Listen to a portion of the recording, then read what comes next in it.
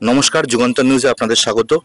কিছুদিন আগে বিহারে যখন রাহুল গান্ধী ভোটাধিকার যাত্রা করছিলেন, নরেন্দ্র মোদীর সম্পর্কে নাকি কংগ্রেসের কোনো এক সমর্থক কিছু একটা বলেছেন।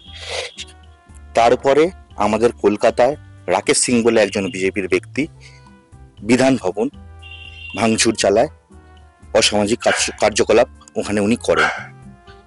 আজকে আমরা এসেছি জেনে নেওয়ার জন্য যে পুরো ঘটনাটা কি হয়েছিল। ইচ্ছা করেই আমরা দুদিন পরে করছি যাতে একদম এক্সাক্ট নিউজটা আপনাদের দিতে পারি। সেই দিনও আমরা যেতে পারতাম, কিন্তু সেদিন আমরা যাইনি। আজকে আমরা পেয়েছি কংগ্রেসের একজন স্পোক্স পার্সনকে, তার সাথে কথা বলে নিই। নমস্কার। নমস্কার। প্রথমেই যুগান্তর নিউজের আপনাদের যারা দর্শক বন্ধু সকলকে আমি আপনাদের মাধ্যমে অভিবাদন জানাই। দেবজ্যোতি দাস, আমি কলকাতা জেলা ছাত্র পরিষদের প্রাক্তন সভাপতি। দেখুন, সেদিন যে ঘটনাটা ঘটেছিল সেটা একদমই অনভিপ্রেত ঘটনা, এবং বাংলার রাজনীতি, বাংলার সংস্কৃতিতে এই ধরনের ঘটনা এর আগে কেউ হয়তো সেভাবে মনে করতে পারবে না। এই ঘটনাকে আমরা তীব্র ধিক্কার জানাই। পাশাপাশি আমাদের সেদিনের ঘটনায় পশ্চিমবঙ্গের রূপকার ভারতরত্ন ডক্টর বিধান রায়ের ছবি এবং স্বাধীনতা সংগ্রামী অতুল্য ঘোষের ছবিতে কালি লাগিয়ে এবং আগুন লাগিয়ে দেওয়া হচ্ছে, তার ভিডিও প্রকাশ্যে রয়েছে। তো যারা ভারতবর্ষের স্বাধীনতা সংগ্রামীকে অপমান করলো, যারা ভারতবর্ষ এবং তথা পশ্চিমবঙ্গের একজন খ্যাতনামা চিকিৎসককে অপমান করলো, বাংলার রূপকারকে যারা অপমান করলো, তাদেরকে এখনো বাংলার পুলিশ গ্রেপ্তার করতে পারলো না। এটা আমাদের কাছে অত্যন্ত লজ্জার। আজকে প্রায় 72 ঘন্টা হয়ে গিয়েছে, এখনো পর্যন্ত সেই ক্রিমিনাল অ্যারেস্ট হয়নি।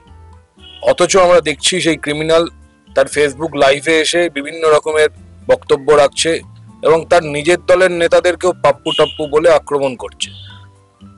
সবাই জানতে চাচ্ছে রাকেশ সিং কোথায় রয়েছে, কি করছে, শুধু একমাত্র কলকাতা পুলিশ খুঁজে পাচ্ছে না। এটা দুর্ভাগ্যজনক এবং খুব হাস্যস্কর।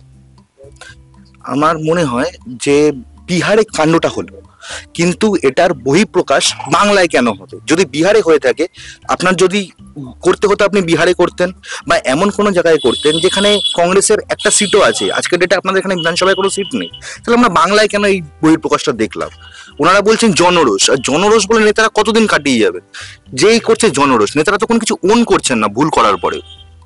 না, দেখুন, যে ব্যক্তি করেছেন সেই ব্যক্তি প্রথমে আরজেডি করতো, তারপরে সিপিএমও করেছে, পরবর্তীকালে কংগ্রেস করেছে, এখন বিজেপি করছে। এরা ক্ষমতার পিপাসু, ক্ষমতা যেখানে যখন যার থাকে তখন সে জায়গায় যাওয়ার চেষ্টা করে।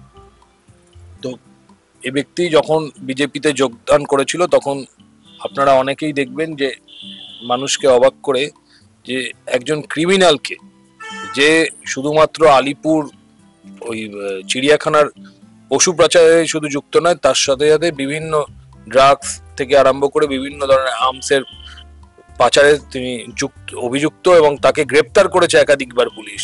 সেরকম একটা দাগি আসামিকে এই বিজেপি তাকে আর্মস ফোর্স দিয়ে তার সিকিউরিটি দিয়েছিল, কিন্তু বর্তমানে তার জায়গাটা একটু সম্ভবত নড়বড় চড়বড় করছে। তার এখন এই ধরনের কোনো সিকিউরিটি নেই, সেই সিকিউরিটি ফোর্স উঠিয়ে নেওয়া হয়েছে এবং সামনেই 26-এর বিধানসভা নির্বাচন আসছে। তো রাজনীতিতে নিজের একটু নাম, নিজের ওয়েট বাড়ানোর জন্য এই কাজটা উনি করেছেন বলে আমি মনে করি। কিন্তু রাজনীতি যদি ওয়েটই বাড়াতে হতো, তাহলে উনি তো জিনিসটা যা শাসক দল তার সাথে করতেন, আজকের ডেটে কংগ্রেসের সাথে কেন করতেন?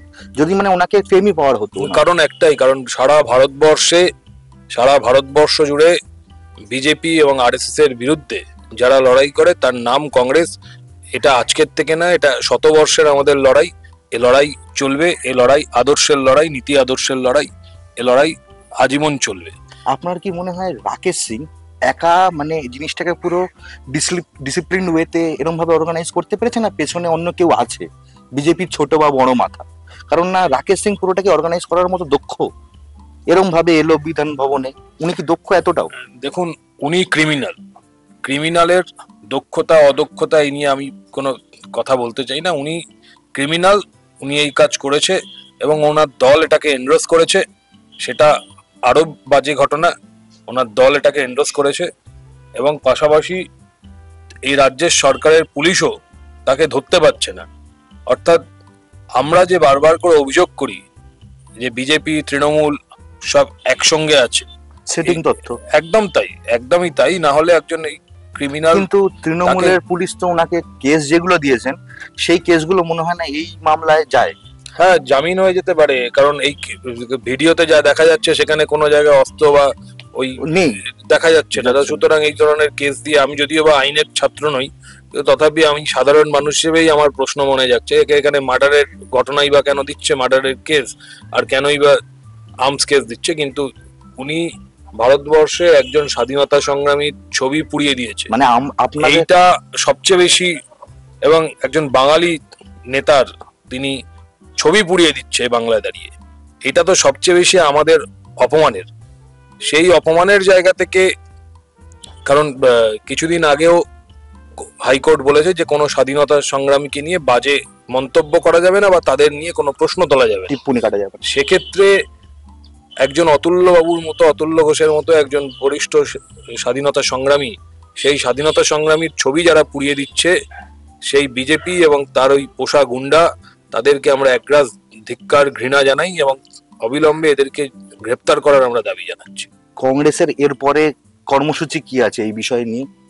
আর এটা কি আদেও 2026-এর যে ভোটটা আছে কোনো দাগ দেখুন, কাটবে? কংগ্রেস চাইলে 24 ঘন্টার মধ্যে ওই রাকেশের বাড়ি বুলডোজ করে দিতে পারত, কিন্তু এটাও ঠিক হতো না যদি কিন্তু এটাও কংগ্রেস ভালোবাসায় বিশ্বাস করে। কংগ্রেস, আমাদের নেতা রাহুল গান্ধীজি বলেছেন মোহব্বত কা দোকান, এবং গতকালও দেখেছেন যখন বিহারে রাহুল গান্ধীর র্যালি যাচ্ছিল, একদল বিজেপি কালো পতাকা দেখায়, রাহুল গান্ধী তাদেরকে ডেকে আনেন, বক্তব্য তাদের সঙ্গে কথোপকথন হয় এবং তাদেরকে চকলেট অফার করে। তো আমার নেতা ভালোবাসার কথা বলে, এটা আজকের নয়, এটা গান্ধীবাদী তত্ত্ব। গান্ধীজিও সেই জিনিস শিখিয়েছেন, আর আজকের আধুনিক ভারতবর্ষের এই গান্ধী, রাহুল গান্ধী, তিনিও ভালোবাসার কথাই বলছেন। তো আমরাও তাদের পথ অনুসরণ করে আমরাও ভালোবাসার কথাই বলি। আমরা বলেছি যে কোনো বিষয় যদি বিতর্ক থাকে, কোনো বিষয় যদি আপত্তি থাকে, সেই বিষয় নিয়ে অবশ্যই কেউ কোনো অবস্থান, প্রতিরোধ, প্রতিবাদ করতেই পারে, কিন্তু তা বলে একটা রাজনৈতিক দলের অফিসে ভাঙচুর করা বা সেই রাজনৈতিক দলের পতাকা পুড়িয়ে দেওয়া, এটা বাংলার রাজনীতির সংস্কৃতি নয়। বাংলার রাজনীতির কৃষ্টি সংস্কৃতি কোনো কিছুর সঙ্গে খাপ খায় না। আমরা এরই প্রতিবাদ জানাচ্ছি এবং সাধারণ মানুষ এটা দেখেছে, মানুষ আগামী দিনের জবাব দেবে। মানুষের কাছে জিনিসটাকে ঠিক করে পৌঁছেছে, যেরকম ভাবে আপনি বলতে চাইছেন যে মানে এটা আমি হুলিগানসই বলছি, একদল হুলিগানস এলো, হট করে কিছু একটা করে দিয়ে চলে গেল আপনাদের পার্টি অফিসে, কিন্তু মানুষ কি সেই জিনিসটা এখনো বুঝতে পেরেছে যে মানে, কারণ না কংগ্রেসের তো যদি পরে 26-এও ভোট হয়, এটা কি ভোটে কোনো প্রভাব পড়বে? কারণ মানুষকে কি আপনারা বোঝাতে পেরেছেন? আমি বললাম মানুষ সব দেখছে, নিশ্চয়ই মানুষ এর জবাব দেবে। গণতন্ত্রে মানুষই সবচেয়ে বড়, মানুষের অভিমত এই 26-এর নির্বাচনে অবশ্যই প্রকাশ পাবে। এরপরে এটা নিয়ে আপনাদের কোনো কর্মসূচি বা কিছু? যে গতকাল আমাদের প্রদেশ কংগ্রেস সভাপতির নেতৃত্বে মিছিল হয়েছে, কলকাতায় মহা মিছিল হয়েছে। ওখান থেকে একদল চলে যাচ্ছিল প্রায় বিজেপি পার্টি অফিসের দিকে, কিন্তু প্রদেশ সভাপতি তাদেরকে ফিরিয়ে নিয়েছেন।